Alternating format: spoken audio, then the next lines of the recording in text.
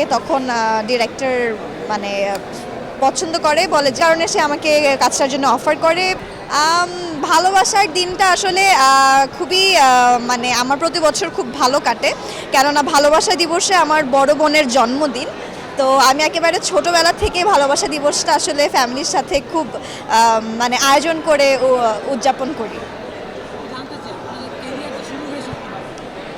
ক্যারিয়ারটা আমার তো ফার্স্ট কাজ ছিল ফিল্ম রং ঢং, ওখান থেকে ওটা আমার ফার্স্ট কাজ। তারপরে কিছুদিন আমি কাজ করিনি পড়াশোনার ব্যস্ততার কারণে, তারপরে আবার এই যে নাটকে কাজ শুরু করলাম, এখন নাটক করে যাচ্ছি।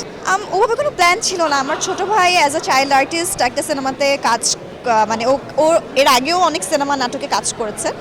তো ওর একটা স্ক্রিপ্ট আনতে গিয়ে আসলে আমাকে তখন ডিরেক্টর মানে পছন্দ করে, বলে যে আপনি আমার এই ক্যারেক্টারটার জন্য যান, এবং সে জানে যে আমি থিয়েটার করতাম, সো জানে যে আমি অভিনয়ে জানি।